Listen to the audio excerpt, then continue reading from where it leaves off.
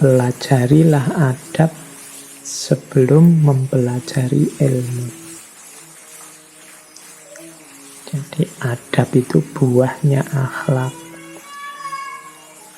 Akhlak kalau dia terpuji, buahnya juga adab yang terpuji. Saya sering mengilustrasikan akhlak itu ya, kalau di Imam Ghazali kan sifatnya karakter, apa yang tertanam dalam diri. Jadi dia adalah wajah batin kita, itu akhlak. Jadi akhlak itu kan dari kata dasar kholak. Kholak itu ciptaan. Nah, kita ini punya dua unsur, kholak dan khuluk. Kholak itu lahiriahnya, khuluk itu batinnya. Jadi wadah batin kita, wajah batin kita itu akhlak. Nah, kenapa sih kok harus adab sebelum ilmu? Ini kalau pakai bahasa yang berbeda, siapkan dulu wadahnya sebelum diisi. Jadi kalau wadahnya beracun, diisi barang jernih pun, yang jernih akan jadi beracun. Jadi membereskan adab, membereskan akhlak itu seperti membereskan wadahnya dulu sebelum diisi. Kalau wadahnya baik, isinya baik, ya isi ini bisa kita manfaatkan untuk yang baik-baik. Tapi kalau wadahnya rusak, wadahnya kotor, meskipun diisi dengan yang baik, ya yang baik yang diisikan tadi akan ikut kotor. Kalau embernya berdebu, banyak kotorannya, air jernih yang kita masukkan akan ikut jadi kotor, akan ikut jadi tercemar. Nah, dengan logika ini, maka sebelum memasukkan ilmu ke dalam diri kita, siapkanlah wadahnya, yaitu jiwa kita, batin kita. Wajah batin kita itu kan khuluk, akhlak tadi. Jadi bereskan akhlak dulu sebelum mempelajari ilmu. Karena begitu ilmu yang positif, yang baik masuk, dia akan dikelola sesuai dengan apa yang ada dalam diri kita. Inilah mengapa kadang-kadang ada orang yang, dia juga baca kitab kuningnya luar biasa loh, dia guru-gurunya luar biasa loh. Mungkin pernah belajar agama sekian puluh tahun. Tapi sekarang kok gayanya begitu ya? Kok keluarnya begitu ya? Kok rasanya keras ya? Kasar ya? Kok rasanya isinya kok menyakitkan hati terus ya kalau dia ngomong dan sebagainya. Itu mungkin tidak salah gurunya, tidak salah kitabnya, tidak salah lembaga tempat dia menimba ilmu. Mungkin wadahnya belum disiapkan dulu. Sehingga yang baik-baik yang masuk jadinya rusak. Itu kalau teman-teman mengulang dulu rekamannya ketika kita belajar Bidayatul Hidayahnya Imam Ghazali.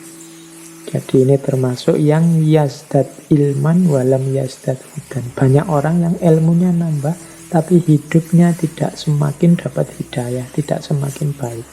Ilmu yang hadir dalam dirinya jadi alat untuk kerusakan-kerusakan, kemudorotan yang dia lakukan. Ilmunya jadi justifikasi terhadap yang tidak baik, yang kotor yang dia lakukan. Karena ilmu yang baik ini ternyata masuk ke wadah yang kotor. Biar wadahnya baik, ya dibereskan dulu akhlaknya, dibereskan dulu adabnya. Jadi pelajarilah adab sebelum mempelajari ilmu. Yo, kadang-kadang kita kan di ngaji filsafat ini dapat banyak sekali wawasan. Lu itu wawasan sebanyak itu kalau wadahnya ndak bagus, yo ilmu yang bagus-bagus itu kita peralat untuk kepentingan kita yang ndak mesti bagus. Karena ternyata wadah kita belum terlalu bersih. Oke, semoga bisa ditangkap yang saya sampaikan ini. Jadi ini tidak semata-mata pelajaran akhlak, tapi juga akhlak yang berhubungan dengan ilmu. Semacam menyiapkan tempatnya untuk kehadiran ilmu yang itu terpuji. Terus, ada lagi quote yang ini juga populer dari Imam Malik. Tidak sepantasnya seorang yang berilmu membicarakan satu pengetahuan pada orang yang tidak menaatinya. Karena itu adalah penghinaan kepada kemuliaan ilmu. Nah, ini mungkin sindiran pada kita ya. Kita ini kan sering cerewet. Baru ngerti sedikit saja semua orang ingin kita ceramahi, ingin kita beritahu. Tidak masalah sih dari sisi semangat kita untuk menyebarkan kebaikan, tapi hati-hati. Dilihat juga konteksnya, dilihat juga audiennya, dilihat juga jenis forumnya. Karena kalau kita tidak hati-hati, jangan-jangan kita sudah niat baik, menyampaikan hal-hal yang baik, tapi tanggapannya justru sebaliknya. Tidak hanya menghina kita, tapi menghina kemuliaan ilmu yang kita sampaikan. Nah, berarti maksudnya apa? Kita turut andil, wong kita tadi yang menyebarkan, kita tadi yang menyampaikan. Kita turut andil sehingga ada orang menghina ilmu. Ada orang merendahkan ilmu atau kebaikan yang kita sampaikan. Maka kalau ingin menyampaikan sesuatu, dilihat siapa orang ini, dalam situasi apa, kira-kira ada kemungkinan nggak dia mau mendengar. Kalau memang hasilnya negatif, enggak. Kalau saya ngomong ke orang ini dengan isi yang seperti ini, pasti nanti dia bantah, bahkan mungkin menjelek-jelekan yang baik yang saya sampaikan, merendahkan ilmu yang mulia yang saya sampaikan. Ya nanti dulu saja, kalau situasinya mungkin tidak usah saya sampaikan sekarang. Kita harus punya kearifan semacam ini. Karena kadang-kadang kita itu semangat dakwahnya luar biasa, tapi strategi dan retorikanya nol. Niatnya menebar ilmu, menebar kebaikan, tapi hasilnya justru konflik dan permusuhan.